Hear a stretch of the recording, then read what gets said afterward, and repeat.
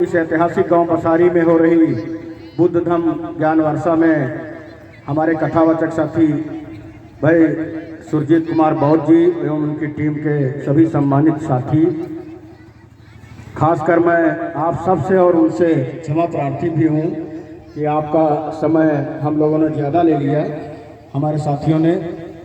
उसका मूल कारण यह है कि हम लोग आपका हौसला अफजाई करने के लिए यहाँ पर आए थे। बातें कुछ लंबी हो गई। आज इस कार्यक्रम में मौजूद भाई सुंदरलाल भारती जी, डॉक्टर विवेक गौतम, कमलेश कुमार गौतम जी, शिवभरण सिंह जी, आरपी गौतम जी, हरनाथ पाल जी, रामपाल बाबू, हरनंदन सिंह गौतम जी जो संचालक भी हैं, प्रशांत गौतम जी जो वन दरोगा हैं फॉरेस्ट विभाग देवा में, मुन्ना लाल फौजी जी और सभी सम्मानित पितातुल बुजुर्गों, नौजवान दोस्तों, माताओं, बहनों, सभी सम्मानित आयोजकगण और इस देश का भविष्य, नटखट बच्चों। थोड़ी देर शांत रहेंगे तो अच्छा लगेगा, आप देश का भविष्य हैं। साथियों, आर.डी. राव जी भी हमारे पूरा भ्रमण कर रहे हैं। आज आज़ादी के 75 साल बीत गए। अभी हम सब लोगों ने कुछ दिन पहले 26 जनवरी को गणतंत्र दिवस मनाया, जिस दिन बाबा साहब के द्वारा लिखा गया भारत का संविधान लागू हुआ। 75 वर्ष का मतलब होता है एक पीढ़ी गुजर गई। 75 वर्ष के ऊपर वाले कम ही लोग बचे होंगे यहाँ पर जो मौजूद होंगे, लेकिन आज भी हमें इंसान नहीं समझा जाता है। क्या समझा जाता है? इसका अंदाजा शायद हमारे लोगों को नहीं है। तमाम बड़े बड़े लोग घरों में कुत्ते बिल्ली पाले जाते हैं, कुत्ते बिल्ली आते हैं जाते हैं, उनके बर्तनों में चाटते पूछते हैं, खाते पीते हैं, वो मान करके साफ हो जाते हैं। लेकिन अगर हमारे घर का कोई नौजवान, कोई बच्चा बच्ची अगर उसको छू ले तो आज भी वो अछूत हो जाता है। हम चाहे जितना पढ़ लिख गए हों, चाहे जितना ताकतवर बन गए हों, उसके बावजूद भी आज भी हमें इंसान नहीं समझा जाता है। क्या इसका कारण हमारी आपकी समझ में आया है? शायद हमारी पूरी पीढ़ी बीत गई, लेकिन उसके बाद भी इसका कारण हम लोग नहीं समझ पाए। इतने महापुरुष हमारे समाज में पैदा हुए जिन्होंने पूरी दुनिया को एक नई दिशा देने का काम किया। तथागत गौतम बुद्ध जी को जो देश मानते हैं, चीन, जापान, उनकी चीजें हम ढूंढते रहते हैं, made in China, made in Japan की, लेकिन मेड इन इंडिया की कोई चीज शायद ही कोई ढूंढता हो। उसका मूल कारण है जातिवाद। भारत में जातिवाद सबसे बड़ा आतंकवाद है, लेकिन उसके लिए हमको खुद भी अपनी ताकत बनानी होगी। जब तक हम संगठित नहीं होंगे, जब तक हम ठीक से पढ़ाई लिखाई नहीं करेंगे। इतने इतने बड़े गांव हैं जिसमें बड़ी बड़ी आबादियां हमारी हैं, लेकिन पता ये चलता है पूरे पूरे गांव में कोई डॉक्टर नहीं है, कोई हमारा भाई डॉक्टर नहीं बना, हमारी कोई बहन डॉक्टर नहीं बनी, हमारा भाई कोई वकील नहीं बना, हमारा भाई कोई IAS PCS नहीं बना। आज़ादी के 75 साल बीत गए, हमने क्या कभी ये सोचा है? इसके बारे में कभी ध्यान दिया है? केवल बुद्ध कथा करवा लेने से या महापुरुषों के ऊपर फूल पत्ती चढ़ा देने से, धूप अगरबत्ती जला देने से क्या हमारा आपका भला हो जाएगा?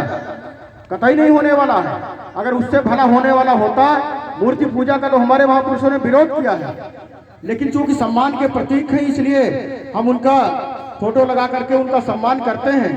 लेकिन क्या उनके बताए हुए मार्ग पर हम चलने का प्रयास कर रहे हैं? अगर प्रयास कर रहे होते तो हर गांव में कोई न कोई डॉक्टर, इंजीनियर, IAS PCS, लेखपाल, सेक्रेटरी, दरोगा कुछ तो बनना चाहिए था। लेकिन पूरे पूरे गांव मैंने देखा, 100 गांव, एक एक गांव में 100 घर हमारे ही समाज के एक बिरादरी के लोग रहते हैं, लेकिन उसमें मालूम हुआ 1-2 घर प्रोन्नत कर पाए हैं।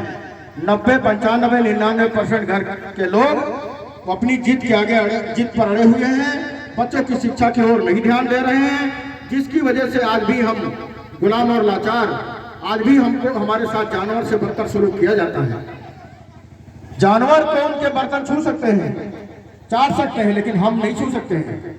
आज भी अगर आपको कोई बड़ी इज्जत देता है तो वो आपके लिए फाइबर या प्लास्टिक का गिलास और प्लेट में खाना खिला देता है, उसी में हम खुश हो जाते हैं।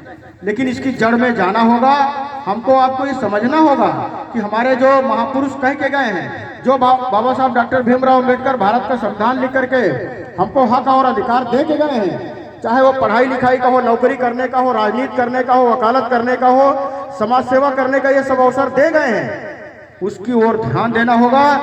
और कथावाचक साथी हमारे, चूंकि हमारा बहुजन समाज नजदेखवा समाज कहा जाता है, तो हमारे लोगों को हो सकता है ऐसे समझ में ना आए, इसलिए हमारे ये नौजवान साथी अपनी टीम बना करके गा करके आपको समझाने का प्रयास कर रहे हैं। इनकी बातों पर गौर करें और उस पर अमल भी करें।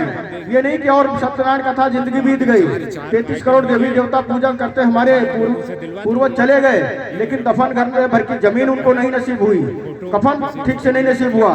अगर ये अब 10-20 अपने देवता और बना करके इनको पूजा पाठ कर लिए तो हमारा आपका भला होने वाला नहीं है। इसलिए इनके बताए हुए मार्गों पर चलें कि तथागत गौतम बुद्ध जी ने कहा है, पहले जानो फिर मानो। ये नहीं कि हमारी तमाम माताएं बहनें जब बारात जाने लगती हैं तो 2 ठो मरुआ कटवा लेती हैं बच्चों से, और उसमें वो 2 ठो मलिया बांध करके देवी देवता दे देती हैं, मानती नहीं है। वो कहती ये तो बहुत लंबे समय चला रहा है। उसमें बताते हैं कि आंधी और पानी और सब उसमें कैद करके भेजती हैं। क्या ऐसा हुआ है, संभव है? मैं आपको बता दूं, आपके इलाके में बसौली गांव है, बगल में ही पंडित राम प्रताप मिश्रा हमारे उपाध्यक्ष भी रहे, हमारे बड़े क्लोज मित्र हैं। उनके यहाँ मैं आया, एक शादी में आ रहा था, देवा के आगे बारिश होने लगी। हमने फोन किया तो परेशान दिखे, हमने कहा गाड़ी मोड़ो, वापस ले लिया गाड़ी। फिर हम 2 किलोमीटर गए, फिर वापस गाड़ी लिया, हमने कहा गाड़ी फिर से वो वापस लो। हमने कहा मिश्रा जी उन पंडित जी को जरूर बुला लीजिएगा जिन्होंने आज की तारीख रखी थी आपके यहाँ शादी विवाह के कार्यक्रम की। उनसे ये बात जरूर पूछेंगे कि अगर आप तारीख सही रख लेते हो तो आज पंडित जी के यहाँ पंडित जी ने रखी तारीख, उसके बाद ये बारिश क्यों हो रही है? तो ये समझ लीजिए कोई दिन खराब नहीं होता है, कोई तारीख खराब नहीं होती है, कोई समय नहीं खराब होता है। इस पर भी आपको गौर करना होगा। कहेंगे फला दिन दाढ़ी नहीं बनवाएंगे, फला दिन ये नहीं करेंगे, फला दिन वो नहीं करेंगे, शनिवार को लोहा नहीं खरीदेंगे। मैं जब से जानने वाला हुआ हूँ, साइकिल से लेकर के मेरी कार खड़ी है, जो भी मैंने खरीदा शनिवार वाले दिन खरीदा है। कभी मेरा कोई अहित नहीं हुआ, कभी कोई मेरा नुकसान नहीं हुआ। तो ये सब क्या है? दाढ़ी तो मैं डेली बनाता हूँ। कहते हैं बुधवार को, कोई कहता नहीं बनाएंगे, कोई कहता बृहस्पतिवार को नहीं बनाएंगे। कभी मेरा नुकसान नहीं हुआ, कोई अहित नहीं हुआ। दिन प्रतिदिन उन्नत कर रहा हूँ। मैं खुद वकील हूँ, मेरा मंझला भाई चीफ मैनेजर है यूनियन बैंक में, जो जिले स्तर की से बड़ी पोस्ट होती है। उसकी वाइफ जूनियर हाई स्कूल में टीचर है, वो महिला शिक्षक संघ की जिला अध्यक्ष है। छोटा भाई लेक्चरर है। कहीं किसी का हित नहीं हुआ। तो आप सब लोग ये बातें समझिए। अगर अंधविश्वास और रूढ़वाद पाखंडवाद में फंसे रहे, जानवर की टट्टी हम लोग पूछते पूछते हमारे पूर्वज चले गए, लेकिन कोई भला नहीं हुआ। जब गोबर की पूजा करेंगे तो दिमाग में गोबर नहीं भरेगा। खैर 90% लोगों ने, हमारे चाहे कथावाचक साथी हों चाहे हमारे लोग हों, हम लोगों ने जागरूक किया तो 90% लोगों ने तो छोड़ दिया जानवर की टट्टी गोबर की पूजा। तो दिमाग से गोबर निकलना शुरू हुआ, लेकिन गोबर निकला, दिमाग में पत्थर आने लगा। मनवादी लोग बड़े चालाक लोग, ये लोग टेस्ट करते रहते हैं कि कैसे कब तक इनको गुमराह करके इनके ऊपर शासन किया जा सकता है। तो बार बार टेस्ट करते हैं, कभी महिलाओं को जलेबी खिलाने का, कभी साड़ी पहनाने का, पता नहीं कौन कौन से ढोंग होते रहते हैं। उसी तरह से एक बार ये अफवाह फैलाई गई और हमारे सब लोगों ने माना, खासकर हमारी बहनों ने माना। मेरी MA पढ़ी लिखी बहन रात में 12 बजे मुझे फोन करके कहती है कि भैया जागो नहीं पत्थर हो जी। आप बताइए कितना अंधविश्वास, रूढ़वाद, पाखंडवाद हमारे घर में भी घुसा हुआ है और हम नहीं जान पा रहे हैं। कोई पत्थर हुआ क्या? कोई भाई पत्थर हुआ हो तो बताइए आप। तो ये मनवादियों के टेस्ट हैं। हमारे नन्हे मुन्ने बच्चे, छोटे छोटे दूधमुहे बच्चे एक एक बूंद को तरस जाते हैं। उनके लिए दूध खरीद करके हम नहीं पिला पाते हैं, लेकिन गणेश जी इस देश का करोड़ों टन दूध पी गए, नाली में बह गया। क्या हमने कभी इस पर गौर किया? ये बातें हमको आपको समझनी होगी। केवल आम कथा जैसे भागवत या तमाम और कथाएं होती थी, लीलावती कलावती की कथा हम लोग बचपन में सुनते थे, सत्यनारायण कहते थे, लेकिन सब फर्जी कहानियां हैं। ये असली कथा है, इस पर आप केवल कथा की तरह न सुनेंगे, इसको आप सुनिए। और मैं समझता हूं कि उस पाखंड को दूर करने के लिए कल समापन होगा, और 4 दिन की कथा थी। 4 दिन में अगर 4 संकल्प नहीं लिए तो एक संकल्प जरूर लेके जाइए कि हमारे कथावाचक साथी या विद्वान साथी जो आए थे उन्होंने बताया है, उस पर हम अमल करेंगे। चाहे वो नशा जो करते हो वो संकल्प ले लें कि आज से हम बीड़ी छोड़ देंगे, दारू जो पीता हो साथी कहे हम दारू छोड़ देंगे। अगले साल जब बुद्ध कथा हो, कोई भी बुराई आप छोड़िए, अपने मन में संकल्प लीजिए और अगली बार मंच पर आकर के चाहे कथावाचक साथी को बताइए कि हमारे में ये बुराई थी लेकिन ये हमने छोड़ दिया।